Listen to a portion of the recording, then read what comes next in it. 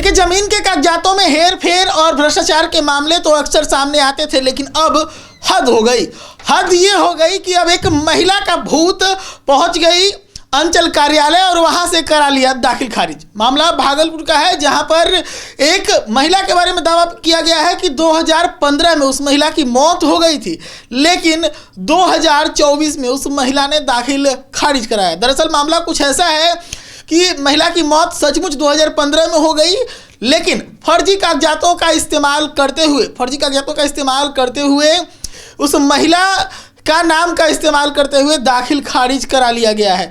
ये मामला प्रकाश में आया है भागलपुर से, जहां पर एक बार फिर से अंचल के अंदर एक बड़े स्तर के भ्रष्टाचार का खुलासा हुआ है, जो कहीं ना कहीं सीधे तौर पर अब सवाल खड़े कर रहा है बिहार की व्यवस्था पर। हालांकि बिहार के डिप्टी सीएम विजय कुमार सिन्हा लगातार इस पूरे मामले पर अपनी सख्ती बरते हुए, इसके बीच लगातार खबरें और ज़्यादा आना शुरू हो गई। इस पूरे मामले को लेकर हम सुनवाते हैं क्या कुछ पूरा मामला है शिकायतकर्ता की जुबानी। देखिए, हम 2022 से चक्कर लगा रहे हैं। दरअसल गनीचक में हमारी पत्नी के नाम से एक लगभग आधा कट्ठे का एक प्लॉट है।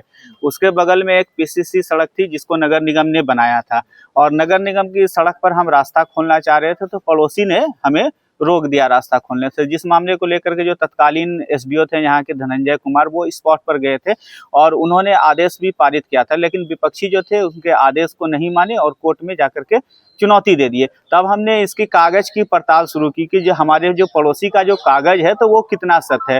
तो जब हमने इसकी कागजों की पड़ताल की, तो जब इनका मोटिशन हो गया तो हम उस कागज को जब चेक किए नेट पर के जा करके, तो पता चला कि इन्होंने एक शपथ पत्र दिया है। तो अब जब उस शपथ पत्र के अंदर जब मैंने बारीकी से उसे देखा तो मालूम हुआ, जब समाज में पता किए, तो ये महिला तो 2015 में ही मर चुकी है, उसकी मृत्यु हो गई थी और उन्होंने शपथ पत्र 2024 में दिया था। तो आप ही बताइए कि ये कैसे संभव है कि जो महिला 2015 में मर चुकी है वो 2024 में कैसे जिंदा होकर के शपथ पत्र दे सकती है। तो इसकी शिकायत हमने 18/12 को यहाँ के जो एसडीएम है विकास कुमार जी, हमने उनसे की। तो सर ने तो फौरन जो है तो इस पर संज्ञान लिया और जांच कराया। तो जांच जब यहाँ से अभिलेख का मिलान हुआ तो वो पूरी तरह से फर्जी निकला यह मामला। और सर ने कहा है, आज भी मैं उनसे सर से मिलने के लिए आया हूँ कि सर इस मामले में क्या हुआ। तो सर ने भरोसा दिलाया है कि कार्रवाई इस पर निश्चित रूप से होगी और अंचलाधिकारी और मुजाहिदपुर थाना को मामला भेज दिया गया है।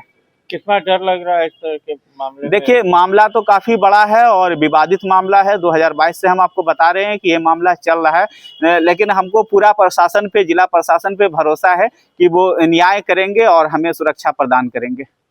फर्जीवाड़ा है बड़ा। बिल्कुल पूरी तरह से फर्जीवाड़ा है सर। आप देख लीजिए कि ये जो महिला 2015 में मर गई वो 2024 में जिंदा कैसे हो जाती है। और ये इसके पीछे हम आपको बताते हैं कि एक गैंग, अगर इस पे अगर प्रशासन के लोग अगर पूछेंगे इस आदमी से जाकर के कि बताइए कि इस डॉक्यूमेंट्स को आपने कहाँ तैयार किया था, जब इस डॉक्यूमेंट्स के बारे में पुलिस जब पूछताछ करेगी तो अपने आप परत दर परत सब कुछ खुल जाएगा कि ये किस कैफे में बैठ करके इसको स्कैनिंग करके तैयार किया गया था। बड़ा खेल चल रहा है, बिल्कुल बड़ा खेल है। और लगभग ये जो जमीन है वो 70 लाख रुपए की जमीन है। तो अभी आप सुन रहे थे शिकायतकर्ता को, अब मैं सुनाता हूँ इस मामले से जुड़े हुए अधिकारी को क्या कुछ बता रहे हैं, किस प्रकार की शिकायत उनके पास पहुंची है। ऐसी एक शिकायत प्राप्त हुई थी किन्हीं आवेदक के माध्यम से कि फोर्ज डॉक्यूमेंट्स के आधार पर दाखिल खारिज कराने का कार्य किया गया है। तो ये कुछ वर्ष पहले का मामला है। उनकी मृत्यु 2015 में ही हो गई थी, लेकिन उनको तथाकथित रूप से जीवित दिखाते हुए और दाखिल खारिज का कार्य कर दिया गया है। तो ऐसे अन्य भी मामले हो सकते हैं और इस तरह की शिकायतें आती रहती हैं। तो जिसको संज्ञान में रखते हुए ऐसा नहीं होना चाहिए और किसी को भी ऐसा करने से पहले ये सोचना चाहिए कि ये कानूनी रूप से बिल्कुल अनुचित कार्य है, जिसमें उनको सजा हो सकती है और कड़ी कार्रवाई के वो भागी बनेंगे। इस तरह का कार्य यदि कोई अटेम्प्ट भी करते हैं तो उनको ये सोचना चाहिए, रिकंसिडर करना चाहिए।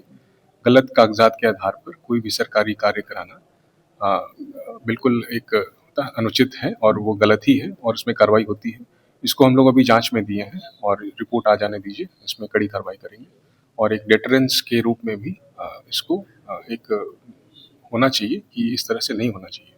एफआईआर भी दर्ज करने का जो भी कानूनी प्रावधान है उसके अंतर्गत उसमें हम लोग कार्रवाई सुनिश्चित करेंगे, क्योंकि अगर गलत कागजात बना के दाखिल खारिज अगर आप कराने लगे तो ये तो इससे बड़ी कोई विडंबना तो नहीं हो सकती। तो इसको हम लोग अच्छे से देख रहे हैं, इसका रिपोर्ट आ जाने दीजिए 1-2 दिन में, फिर हम लोग इसको अच्छे से कार्रवाई करेंगे और जो भी गलत किए हैं उनको उसका जो कॉन्सिक्वेंसेज है, जो खामियाजा है, वो उनको भुगतना पड़ेगा। ऐसे तमाम अपडेट्स के लिए देखते रहिए सच टॉक्स।